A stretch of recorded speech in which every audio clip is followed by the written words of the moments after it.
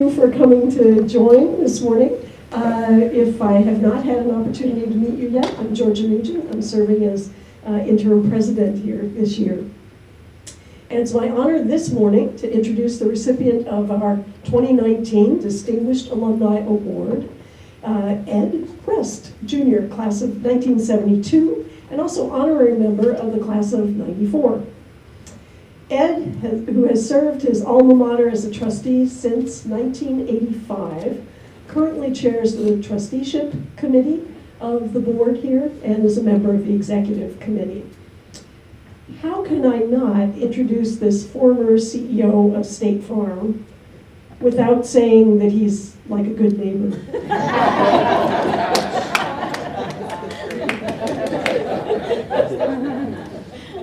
And Ed has indeed been a great neighbor to Illinois Wesleyan. In addition to his stewardship through the Board of Trustees service, Ed has also been a very generous supporter of the university through the years. I know that he doesn't like a light shone on his philanthropy, but I can say that at Thursday night's benefactors dinner, I had the honor and the pleasure of sitting at table with Ed and with the scholarship recipient of the Edward B. Rust Endowed Scholarship. And this is one of only many, many ways in which Ed has supported this university. Amazingly, Ed did not at first heed the call to IWU. I say amazingly because, as we learned in his award acceptance speech last night, Ed's family has been affiliated with Illinois Wesleyan since the 1880s. I was not around at the time.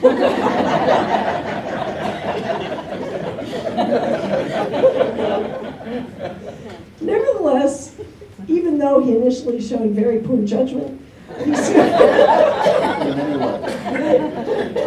he soon after matriculation at another university saw the error of his ways and transferred to IWU, where he majored in business administration and competed in football and wrestling.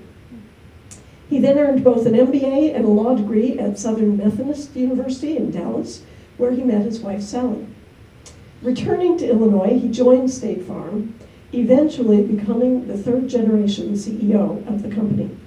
Upon his retirement in 1985, he was named chairman emeritus. In addition to his successful business career, Ed has been very active, not only at Illinois Wesleyan, but also with many other organizations. And I need my notes here to keep track of them all. He has served on the boards of Caterpillar and S&P Global, and has been an active member of the U.S. Chamber of Commerce, American Enterprise Institute, Financial Services Roundtable, and Illinois Business Roundtable. Most especially, Ed has devoted his time and energy particularly to the advancement of education through service on the Business Higher Education Forum and on the boards of America's Promise Alliance, the Business Coalition for Student Achievement, the National Commission for Science and Mathematics Teaching for the 21st Century, and the No Child Left Behind Commission. In 2013, he received the Education Excellence Award from the Committee for Economic Development of the Conference Board. We are very proud to count Ed among our distinguished and supportive alumni. With you, I'm eager to hear his thoughts this morning on seeking perspective and balance in an uncertain world.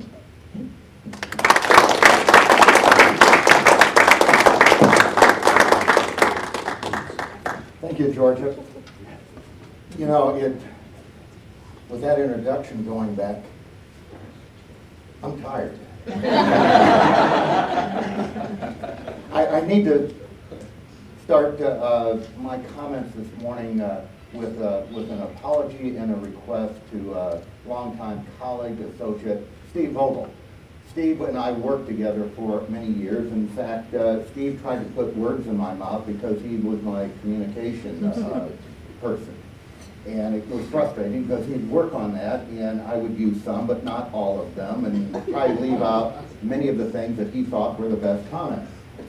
And he and I have had a lot of fun conversations together. So Steve, let's agree on the start out. Don't call out anything where I make a mistake or embellish something or what, because I've got the goods on you too.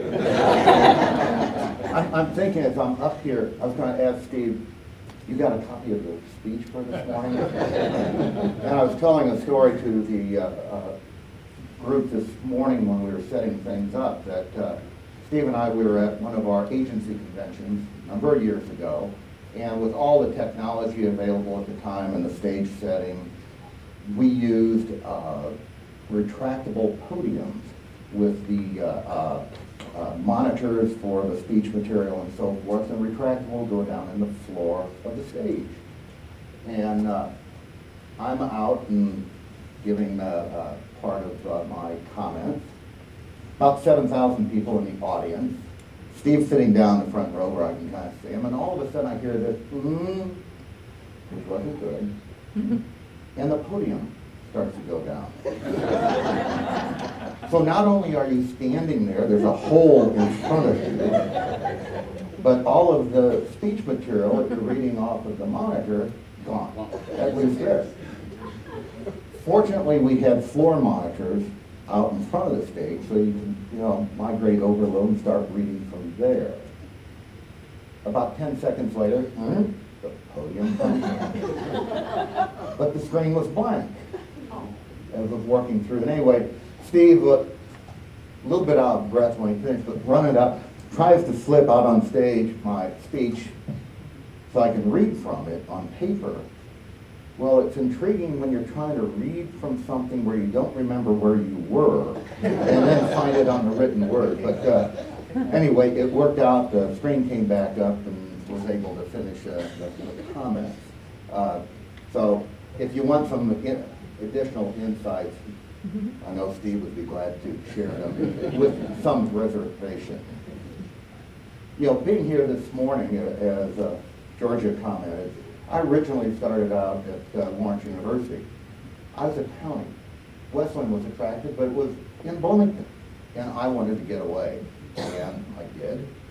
And I was telling the story, Lawrence is about 25 miles south of Green Bay, and my freshman year, winter term, had a psychology course, meant Tuesday, Thursday, Saturday at 8 o'clock. So, other than thinking it's 20 below zero and you got to get up and go to class at 8 o'clock on a Saturday morning, knowing you were going to have an exam on what had transpired the prior week, I was thinking, how can you really impress a room of students and so forth? Probably the best thing to do, class is canceled. So that's to conclude my comments this morning. Anyway, ultimately when I came to Westland, as I mentioned to those of you last night, it has been a phenomenally positive experience, helping build a foundation that really we all share in that education is really the foundation for lifelong learning. And Westland has done a superb job in helping many generations achieve that foundation. What I'd like to do this morning, and again, thinking a little bit on perspective and balance. I've got up early this morning and like most of you, read most of the major newspapers online. Our local newspaper doesn't arrive until 7:30 now, so I can read it online. Miss all of the joys of turning the pages and getting ink on the kitchen counter. But reading the papers this morning, there's really not much to talk about, not much going on. What papers do you read? And I come back to looking at, if we think about the world in which we live, and I look at it from an experience as a business leader for a good number of years, of really seeking perspective, understanding, experiences that will help you better understand or plan what steps you need to be taking, what needs to be on your radar screen, what you need to be thinking about. You may not know exactly how things are going to play out, but things are changing and will continue to change. A little bit of a play, I was thinking with the academic theme, I believe is how you characterize it at Wesleyan this year, about fact or fiction. And I would push back a little bit. Facts are usually facts and have been proven, unless it may be something in science and there's an advancement that we learn something, or we find something from history that was unknown, uncovered something that gives us a better insight. So even what we deem to be factual may have a little bit of wiggle room in it. You move to fiction, that may be just one word to another, but there can be a chasm in terms of what is fiction. Things truly not based on anything we know or anything factual, to the gray or the fog of uncertainty. What's the weather going to be at football kickoff time this afternoon? 64 and sunny. Very good. So I have another opinion, because that's an opinion. And you work through it, and it's really dealing with that uncertainty of tomorrow, or this afternoon, or next year, and where things are going. I remember tell a story. My dad had the opportunity to be the commencement speaker a number of years ago.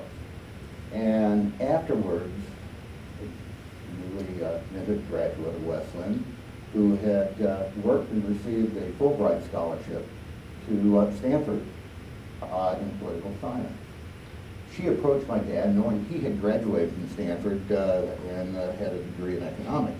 And she just was curious if he had any advice for her. And he knew she would be going in likely into politics. And his advice to her was rather telling. He said, do something for me. Take at least several courses in economics. So hopefully you'll have a fundamental understanding of the system you'll likely be trying to change. You know, I think back my work in education and visiting with groups. As you come through it, it's that perspective and understanding that if you squeeze a balloon here, what happens over here? You can't just think about squeezing the balloon here and ignore what occurs over here. There are consequences. And how do you develop that perspective, that inquisitive curiosity to help you understand what's happening on the other side? I used to characterize it that, you can imagine back in high school chemistry class. First day, and the professor said, that's the lab. Go in and see what you can do.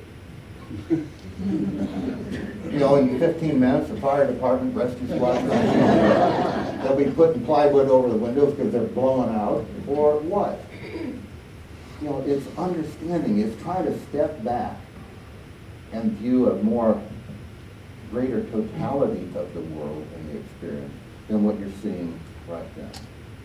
That's why, as Georgia was saying last night, a liberal education is so valuable.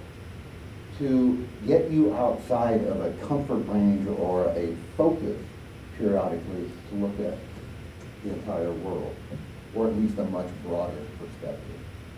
How many of us have gone through a time where you made a decision, been pursuing something, and all of a sudden, darn, I wish I had known that before I did this.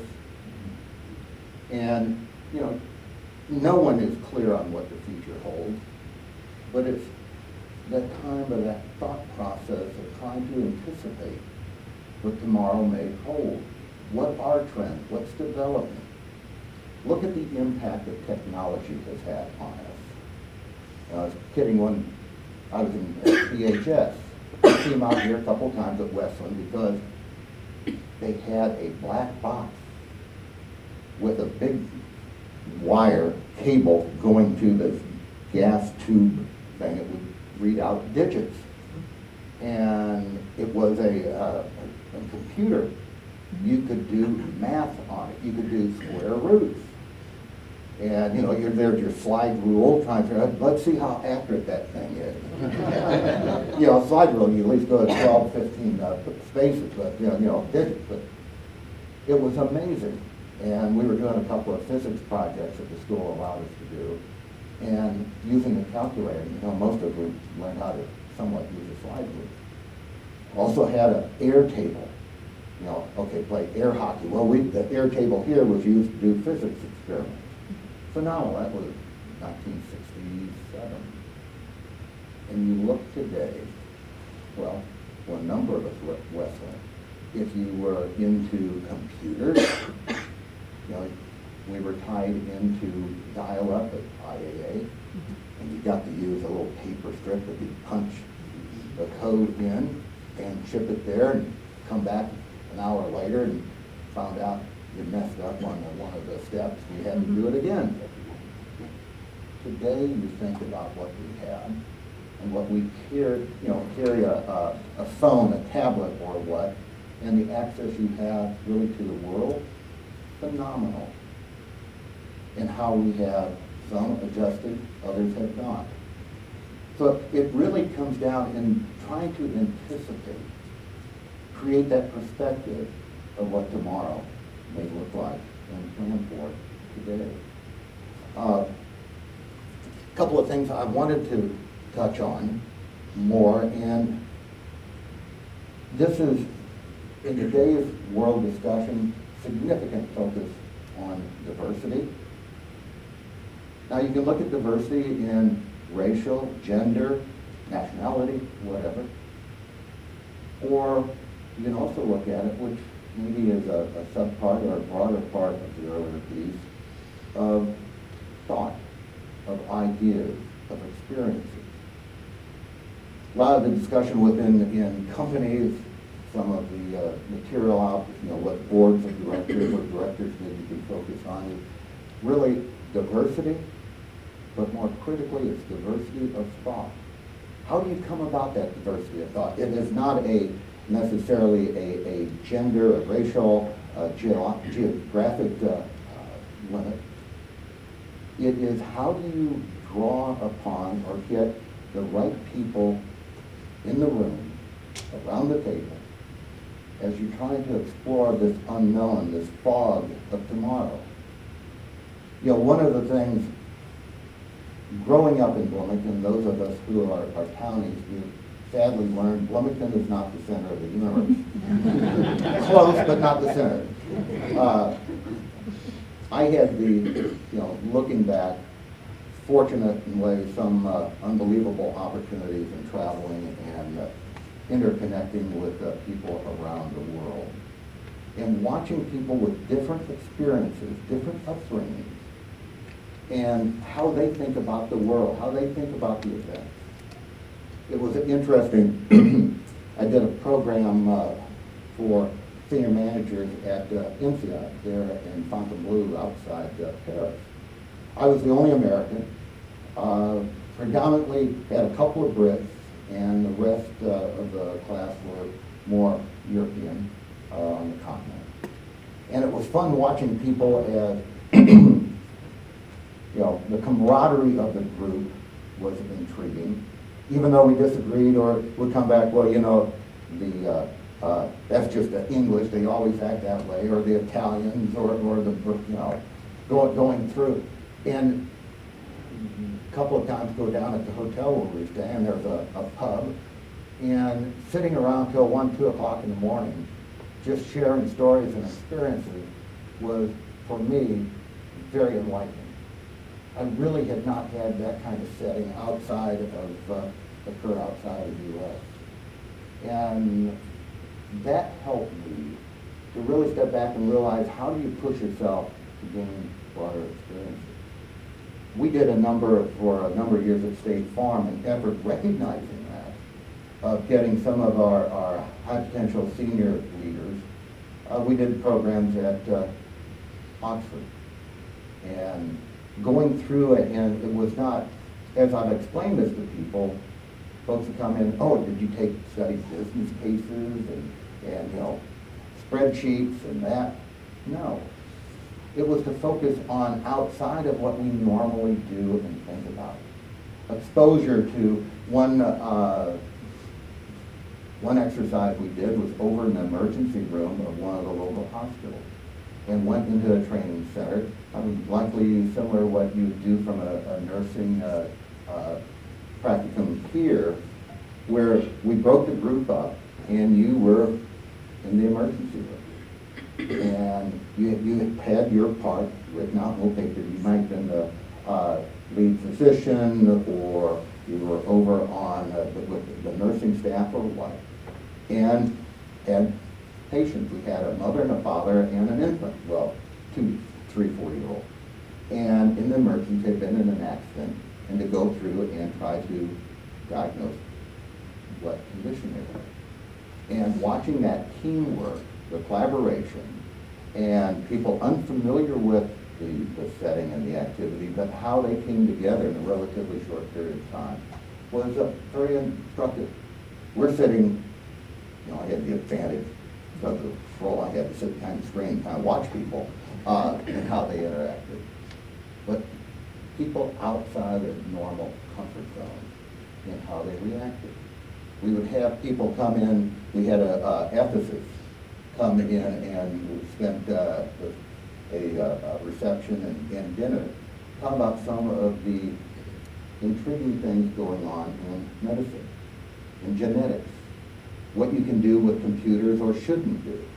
There's a big issue in China right now with a doctor they're publishing on some of the genetic modifications, engineering, however you might, with the human body, or more so with embryos, and how in some ways we could think, gee, if you could minimize potential for some future healthcare risk because of that, intriguing. We need to talk more about that. But at the same time, if it comes in and there are other more mischievous things that might be done, okay, maybe we need to find a way to curtail that. Those are some of those debates around gaining perspective and balance. You can't swing all the way to the right or to the left. It's that balance in trying to sit there and think, what are the long-term consequences of an action that I take today? But I found within the experience there at INSEAD, we did Oxford about 7 years, go over for a week. Very powerful, and I found in my colleagues who participated in that, it was really intriguing that they came together, continuing, be it either at corporate, having lunch, or an informal gathering, or a teleconference or something if they were not here in Wilmington, and sharing the learnings and times that they basically helped solidify there at Oxford. Tell you one story, fascinating. If you've never been to Oxford, we went over to New College to have a program one afternoon. You think, New College must be, relatively new, stainless steel glass and everything. And as we're walking over there, I was visiting with one of the professors we work with, and said, when was New College actually established? He said it was in the 1400s. And we walked in, and here's this beautiful, the chapel and the class. And I looked over and I said, it's too contemporary for me. but it's that quest for learning and understanding that is so critical. And this is where I come back, and some of my advice is finding good mentors through your career, through your learning. May well be a professor here or two, a freshman.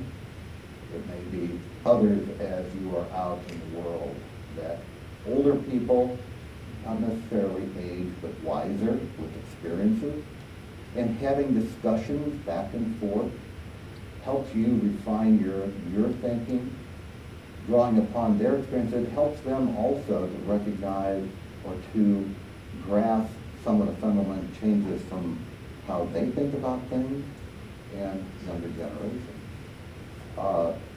We used to do a program, well, I think they still have what they call the young professionals group. They're young people coming in, moving into leadership management. And a colleague of mine, she and I had a sit-down session with this group. And they had submitted questions beforehand. And when you read through the questions, you kind of had the feeling that what they were saying is, when are you old folks going to get out of the way so those of us who know what's going on can really get things going? Which is kind of intriguing. And as we got into that, I kind of let in, I think some of you, feel we're in your way because you have clear perspective of what needs to be done. You saw heads going up, yep. I said, how many of you have younger brothers and sisters? Well, 2/3, 3/4 put their hands up. I said, when you go home for a gathering or you're with your younger sibling, and you explain what you and your friends are doing, and be it social media, whatever, and they look at you and say, boy, you are so out of it. You have no idea what my friends and I do or how we do it. And you think just maybe in a 2 or 3 year difference in age, how the thinking and reactions and how people communicate and work together is phenomenal. So it comes back, it's looking at things that getting out of your comfort zone, experiencing different things, observing, watching people. Some people may hate it. Some of the most enjoyable thing is if you're stuck someplace and you're just sitting in a chair watching people walk by. Nothing better than watching a bunch of weird people. Because they look at you and say, boy, are you weird. But watching behavior. You look around today and you think a lot of automobiles will only run if there's a cell phone up to one vehicle. Or, I was in New York last week and going down, and it's a little embarrassing. Well, maybe not, but when somebody's walking along, you pardon, and you think they're talking to you. No, they got their earbud in, they're just on Bluetooth talking to somebody else. And it is amazing. Or you look, and we were talking at the other day, surprised that there aren't more people, unfortunately, injured because they're not paying any attention.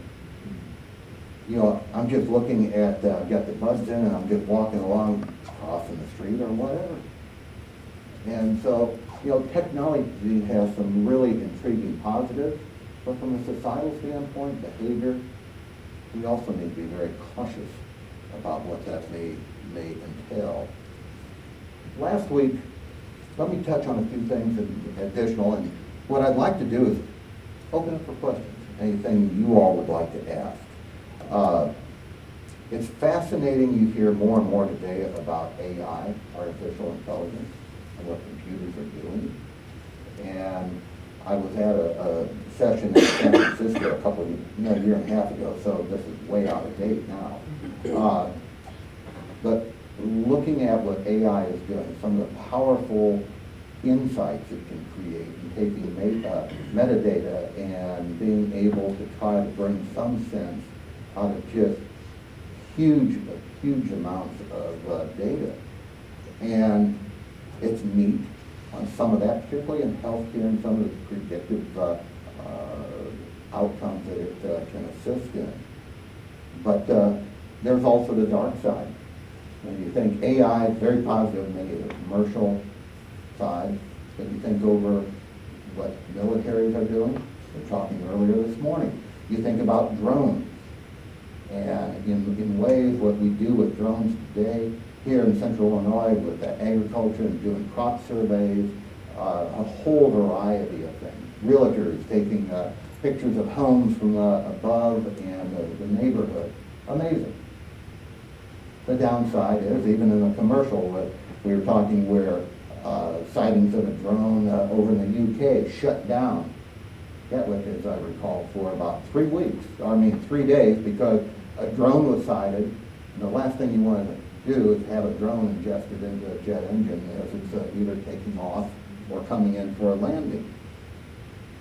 The thing that I saw in California that causes you to be reflective around drones, and this is more on a hostile side, is what they call swarms. A swarm is a much smaller scale, but along the lines of what we saw a couple of weeks ago with whoever set them off, the drones that went in and took out part of the oil fields in Saudi Arabia, or the refining. A swarm, as they show, and it does exist today, is basically where you can take small drones, not the big ones that you think is what the military uses for surveillance and that around the world, but smaller ones that could come in where you can take a van and have maybe 150 little drones in the back. Well, not, they swarm.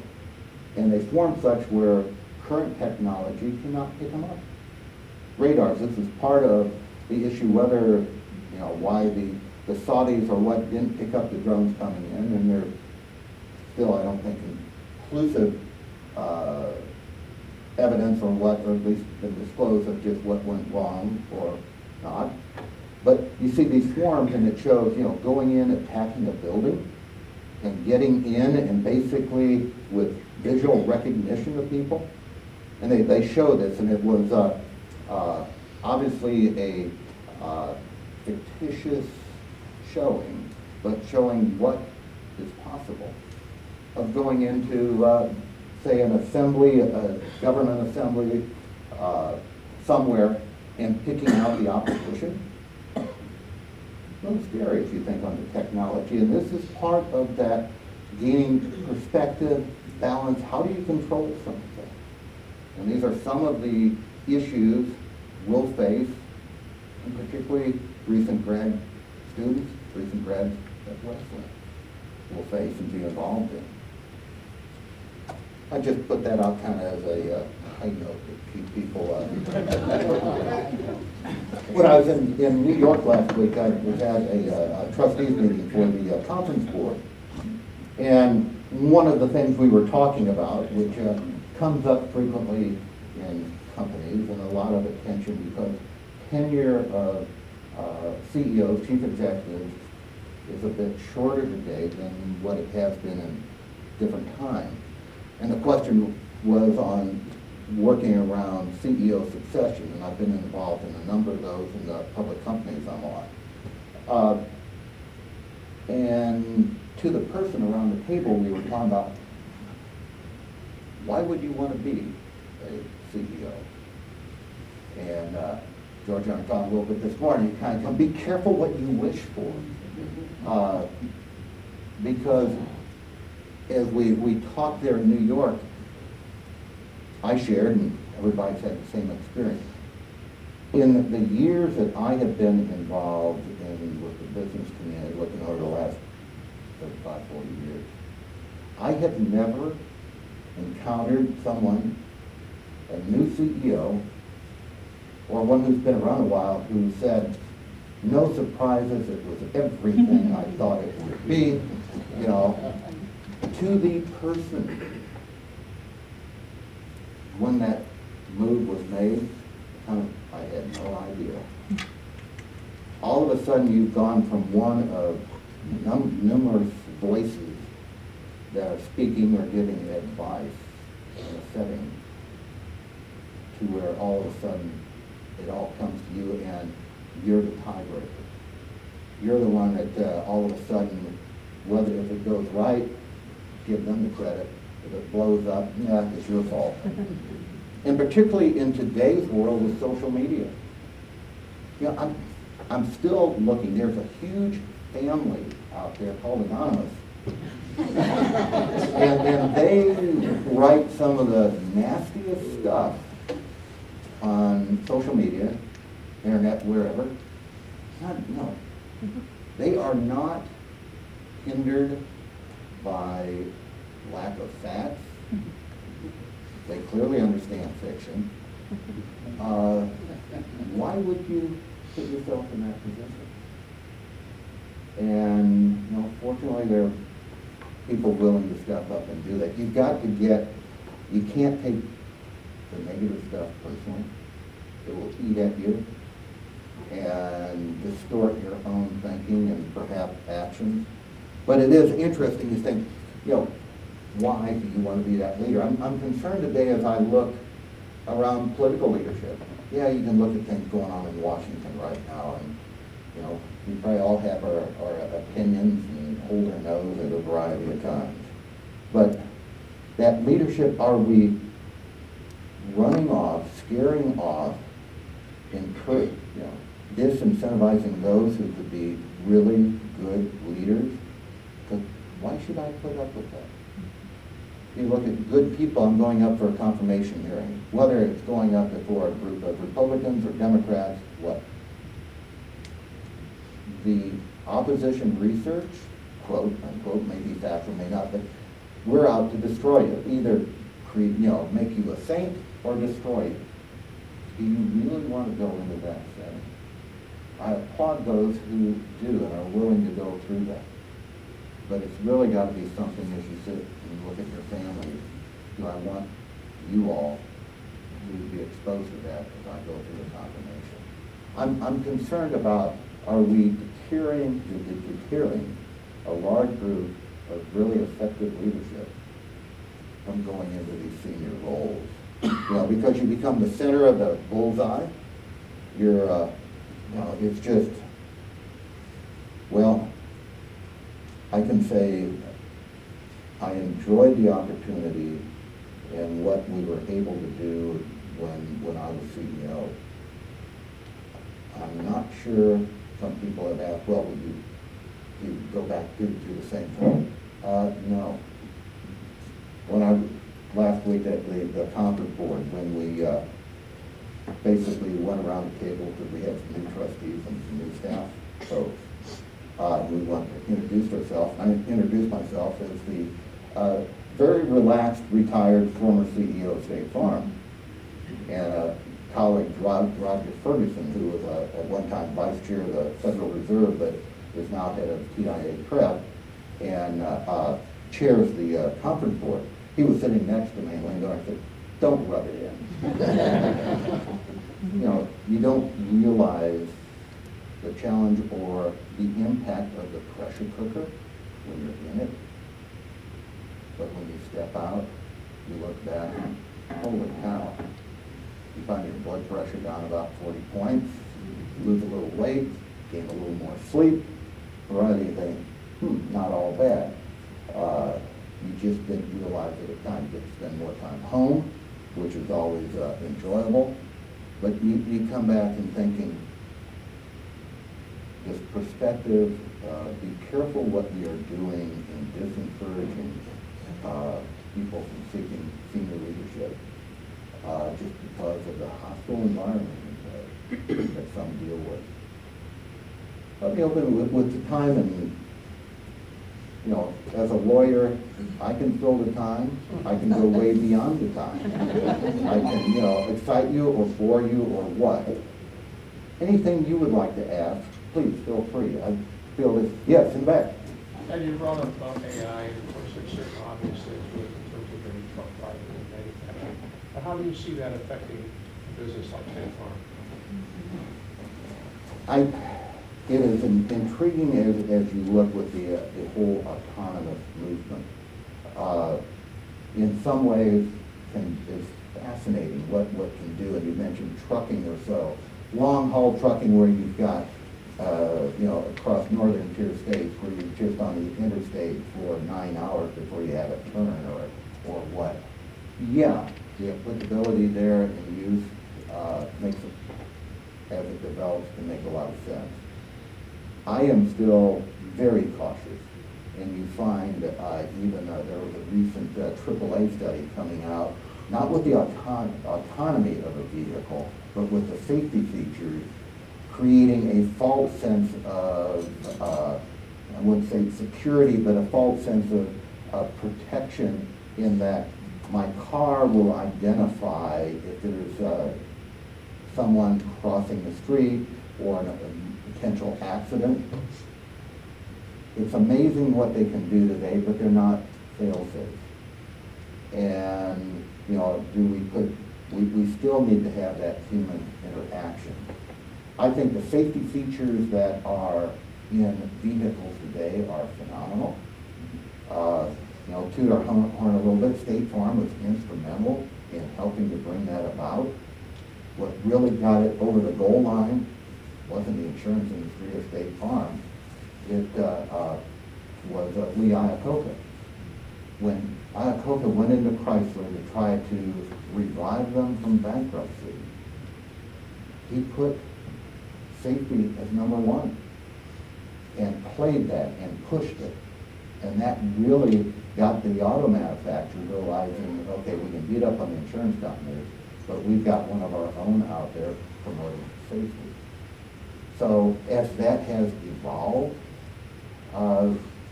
we are finding the statistics, fewer people are killed in accidents because of the safety features, the airbags, the front and side, seat belts, so forth. The design of the vehicle with crumple zones and so forth to, minimize the impact in the passenger compartment.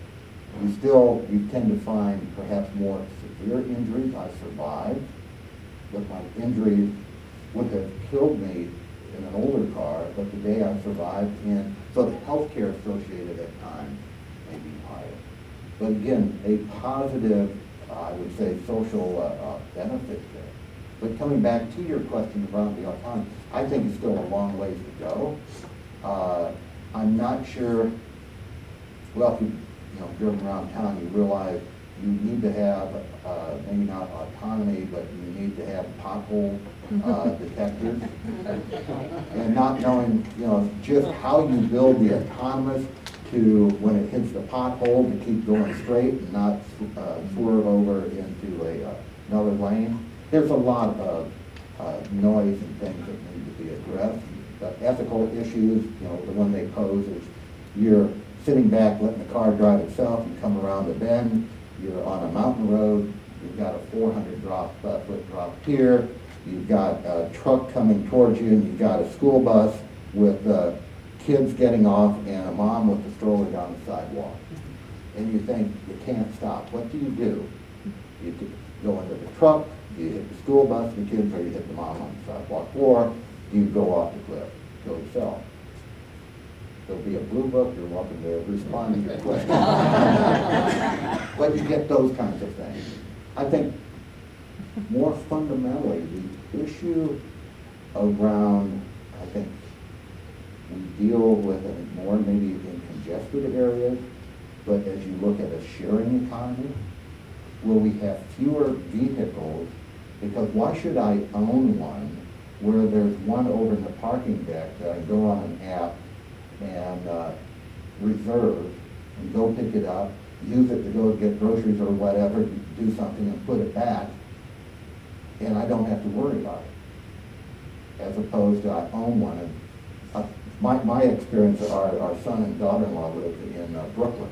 They do not have a vehicle. If they had a vehicle, they had no idea where they would park or any consistent place to park. And, they use a number of vehicles available by app through the garage or Uber.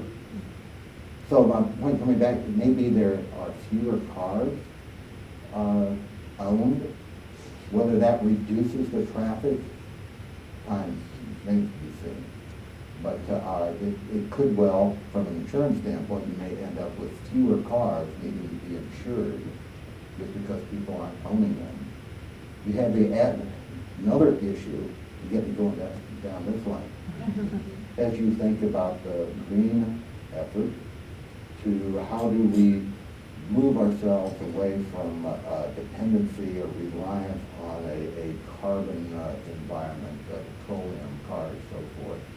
Electricity, the new plant going up here for larger SUVs and pickups, electric vehicles.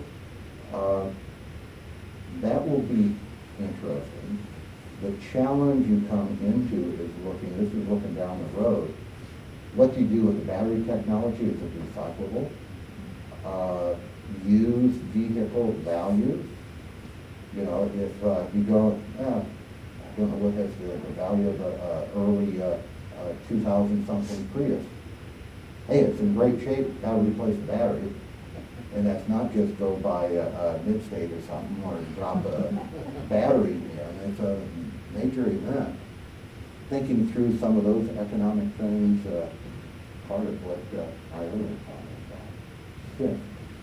I have a question of how, in this effort to achieve balance and perspective, you set priorities. And, you know, you've got political crisis, economic issues, but say climate. If some person or group or institution decides climate is the most threatening long-term thing, how do you mobilize and focus and set priorities so that gets done for sure in a timely way, and all other things still get addressed even if they don't get solved quickly? How do you set priorities? If I respond to that, let me hang, because I may end up going into Washington and be in high demand if I had the exact answer. You know, this is something, again, I would look at through the balance and how do you move it. The debate on climate change, how do you want to characterize it here in the States, particularly in Europe. How do you do that and migrate to a perhaps more renewable type energy usage environment? And do it in a way that you don't end up with open revolution. By that I mean, you know, you watch things as we try to move away from coal. A lot of reasons to do that. And as many power plants have shifted from coal to likely natural gas, what do you do with the thousands of people, second, third, fourth generation, that livelihoods in the area have been in mining? And, you know, do you cure or address a problem here and create another huge social issue? Some of the opioid epidemic in that, very heavy in these areas that have lost jobs. Be it to mining, be it to a variety of things. Steel mills are what old style. And what that does to the well-being, dignity of individuals and families in those areas is phenomenally depressing. How do you help people move from where they are to where you think we need to be is one of the huge things that doesn't, you gotta help people move with change, otherwise you'll never get there. It's with any organization, you know, plotting out, here's where we need to be in 5 years, recognizing you may have to make some adjustments in just that path because you learn, you know, somebody once said, if you're going to predict the future, do it frequently. Because you will learn things along that journey that may cause you to adjust. So, you know, some of that, again, as you try to work all these pieces and help people, be it through reskilling, doing different types of jobs or what, it is a massive undertaking. And particularly when you think of, even if the U.S. went to some desired level of carbon footprint, what would that have on a global footprint as you look at developing countries? Part of the, you know, the outrage recently in the media about the fires in the Amazon. Why is that happening? Because localities, people who felt they have been depressed in the opportunity that what they want to do to take care of themselves and their families has been limited because of the availability of agricultural land. So they burn the forest. So you come back, okay, don't burn the forest because of the nature, the benefit of the rainforest, but we want you to continue to live in a level of poverty. And we come back through, you know, it's these kinds of things. I used to kid people, HR personnel work is easy. You didn't have to deal with the people. But no, this is something that we make the debate, and some of it is, you can push hard on something. And I can think back during my career, looking back on it, goes, darn, I wish we'd pushed harder, moved faster, because the world changed quicker than we anticipated. At the time, you're balancing, if we push too hard, you lose support. You lose people's acceptance understanding of what it is you're trying to do. I think we're getting people more and more attuned on some of the things that we can do to help minimize get that carbon footprint, but we've got a long ways to go. Unless we get a buy-in from people, it's going to be nearly impossible to do. Question? Going back to the theme of really packing the picture, how have you, over the course of your career, been able to source information to make decisions? And how has that evolved over time as you've gained a different perspective and gained more experience? Very simple, just Siri, does this make any sense? part of it, and some of the experience I've gone through, finding time, forcing time, reflective time, and thinking back issues are what did you do today? What were you exposed to? What have you read? You know, I kid people, where do you find that reflective time? Is it in the evening after dinner, sitting down? Is it maybe before dinner having a glass of wine or whatever? Is it getting up early, 4 o'clock in the morning, sitting down in the dark with coffee and just thinking through things? What if? What's this? You know, it is in ways almost an insatiable itch in terms of what am I missing? What do I need to look into? This comes back a bit to the point around diversity. Diversity of thought and experience, which comes in a wide variety of packages. As I said earlier, it could be racial, gender, geographic, where you've lived and grown up. Getting the diversity of thought, experience, being in areas or in situations where you're uncomfortable, not so much I don't mean from a safety standpoint, but you're causing me to question some of my own beliefs and experiences. And I find that stressful, or do I become defensive? As opposed to, tell me more. What gives you, why do you think that way? You know, this is fact. You get this, you may have things that are opposite, totally opposite people's, how they think what is factual because of their upbringing, what they've experienced. It's being exposed to that so you hopefully you never have a complete view, but you have a broader view of the issues you're dealing with, or I would characterize it, the world in which you live. You know, this is what I come back and I think on some of the travel, and what I've always enjoyed is just, as a kid at early, watching people.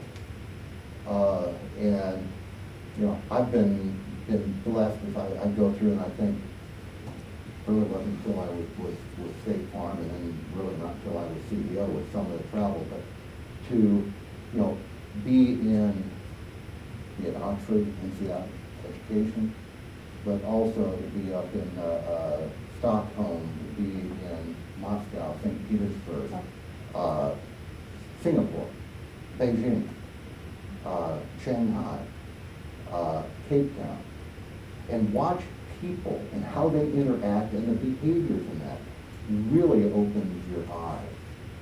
And this is part of that balance, that perspective. So as you come through and you're dealing with something that, you know, how you've got to make a decision. Do I have all my bases covered? Have I looked at everything? Very likely no, because there's always something about we didn't know that. Wasn't aware of that. Now today with technology, there are a lot of things you can delve into. But then you got to ask, is what I'm seeing on the internet factual, supportable, or what? And you know, it's a constant effort, and that's why I come back and looking at developing here at Wesleyan those critical questioning skills, thinking about, does that make sense? If you do that, what happens over here? It's like the balloon. If you squeeze here, something's gonna happen over here. And on the question that my dad commented about economics, it's interesting, but economics, it never happens when you hold everything else constant and adjust one item. It's an interesting exercise, but what happened? And the other point, never be hesitant to change an opinion based upon better information. You know, a mentor of mine ran our investment department for years. You think people going into investing and so forth. He said, you've got to be comfortable with being wrong far more times than you are right. And a lot of people can't handle that. It's helping them, or at least identifying and trying to provide support to them, but you can't let them control it. Other questions? Yes. So, I'm not a townie, but I love this community, and I love the Illinois Wesleyan community. It's got that small town feel, which is really appealing. And I'm curious, I mean, you still call Bloomington your home. I'm curious why that is, and also if you think that CEOs can't be real people anymore the way that you are, which was so refreshing to see you out at restaurants and, you know, things like that in this community. I think not many people who are CEOs are fortunate enough, I guess, to be able to do that, and why that is. Well, I'm really not a real person. I'm just computer generated, you know, so you can make a few tweaks on it and I change. A lot of it is upbringing. You know, watching kind of a upbringing. What people, when I was a youngster, my parents interested. My dad was always, if he had a reincarnation, it would be as probably John Wayne from a Wild West, horses and so forth. We raised quarter horses, and we moved out to the country where, you know, we're surrounded with Sally and I live now, and we're surrounded by subdivisions. But moving out there, we got involved in horses when I was about 6 years old, and there's something about being around livestock, taking care of livestock, building fences, repairing stuff, all of that fun, hot, dirty, sweaty stuff. And a couple of people, of the guys we had, our trainers or what, that were slave drivers, if you want, in terms of work. You know, you want a job, you can start at the top, dig a hole. Post hole or whatever. And I think it was that work ethic and growing up in a agricultural community, the good neighbor idea, where something, one family or a farmer would have problems, everybody come in and support. And it was, I guess, instilled a work ethic that has benefited me. And in ways, I am more comfortable, if I could, you know, going through Tractor Supply, Farm and Fleet, whatever, out in the junkyard. My dad was the same way. I'm comfortable going in, you know, be a boardroom or meeting, Washington, New York, or what.